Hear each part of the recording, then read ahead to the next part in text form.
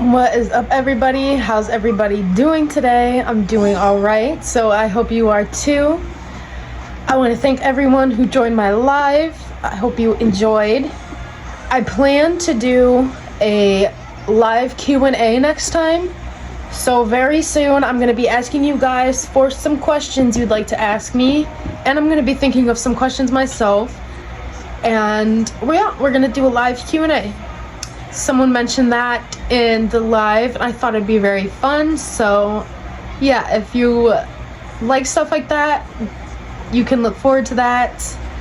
And yeah, let's go ahead and check this video out. We're gonna be looking at how to speak British.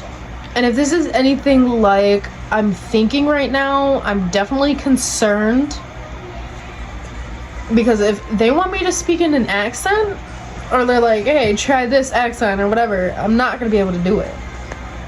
I'm horrible when it comes to accents. So let's go ahead and see what this video is about, and of course it will be in the description below. And yeah, let's go ahead and check this out. Oscar Wilde famously described Britain and the US as two nations divided by a common language. Now, there are many different words that Britain uses that Americans don't. For example, fortnight, caravan, petrol, and so on. But there are also many phrases and idioms that are common in the UK that are unheard of in the US. What does fortnight mean? I really want to know. I don't want to look it up. I want someone to tell me in their own words, because it's just better when it comes from people in my comments. So go ahead and let me know what fortnight is, because I don't know what that means. Here are some of my favorites. Hi, I'm Siobhan Thompson, and this is Anglophenia. Now, if I were to say to you, Brian used to know his onions, but then he lost the plot, he made a right royal cock-up, and now he's living at Her Majesty's pleasure. If you're American, this might not make the blindest bit of sense to you, but all of these phrases are used pretty ubiquitously in the UK, enough that when I first used them in the States, I was shocked when people had no idea what I was talking about. So here are some pretty common examples of British phrases. The etymology of them is a little bit hazy since they are colloquialisms, but when they are known, I will tell you. Away with the fairies. This means that somebody is daydreaming or is sort of out of touch with reality. It doesn't actually mean that they have run away with actual fairies. Fairies don't exist. Sorry, Tinkerbell. So, as an example, oh my goodness, sorry, I was away with the fairies. Or, oh, don't mind Daisy, she's away with the fairies. It does come from all of those terrifying stories about children being kidnapped by fairies, but it also indicates somebody who kind of lives in their own fantastical imagination. The closest in American English is... See, I don't think we have, like, scary fairy stories. It's all Tinkerbell here in the US. I don't think we have any scary ones. I mean, Tinkerbell, they did steal kids, but you don't see it when you're a child. Probably Space Cadet, but it's not exactly the same.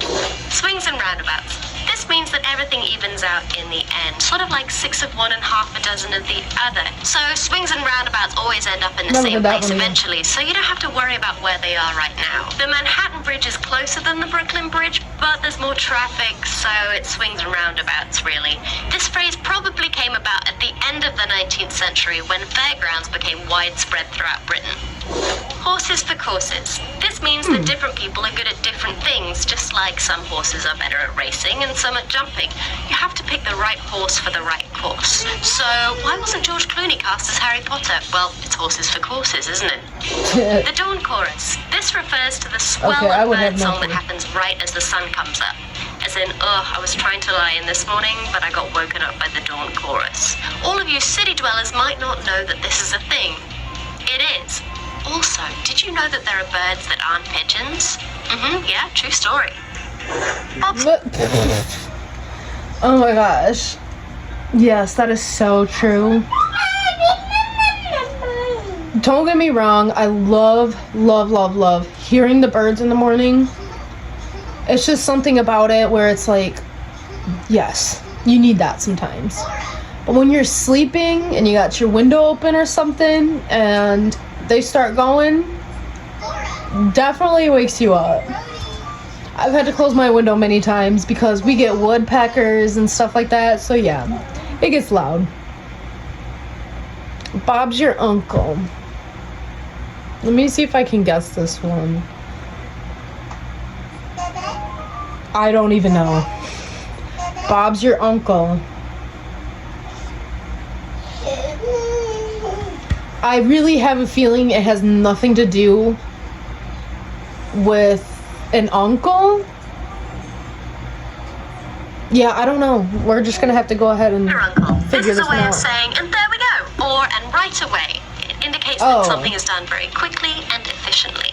So, throw a tea bag in a cup, pour in some boiling water, and Bob's your uncle a cup of tea. Sometimes people lengthen this to things like, and Robert's your mother's brother, or and Robert is your father's closest male relative. Seriously, this is the thing that people do. Chin wag. This means gossiping and chatting. Having a nice chin wag is just having a little catch up with your friends. So I'm just gonna go put the kettle on, and then we'll have a nice chin wag about that George Clooney being cast as Harry Potter. Donkey's years. This means a really long time, like, oh, I haven't seen you in donkey's years. What? The closest American equivalent to this is probably, oh, I haven't seen you in an age. This comes from two different roots. Firstly, We would never say, I haven't seen you in an age. It'd be, I haven't seen you in ages. the Cockney rhyming slang for years is donkey's ears.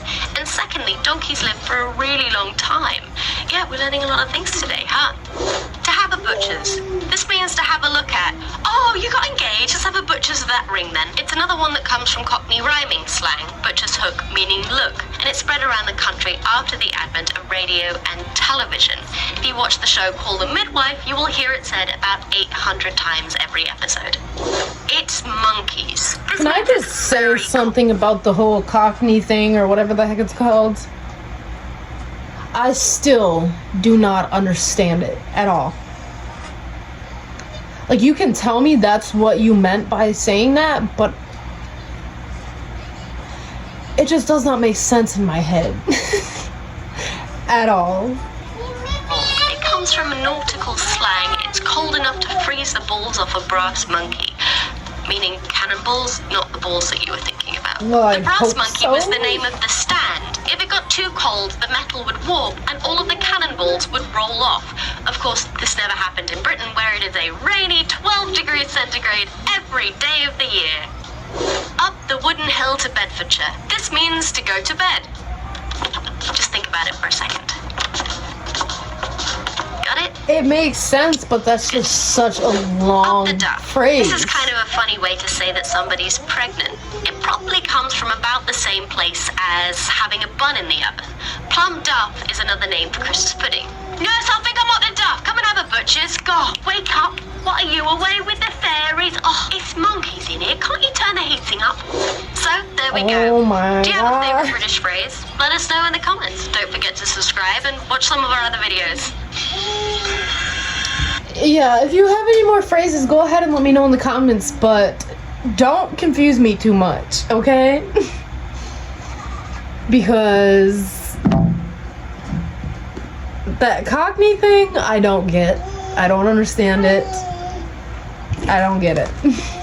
If you are not subscribed, go ahead and subscribe to my channel, like this video, and I'll see you guys in the next one.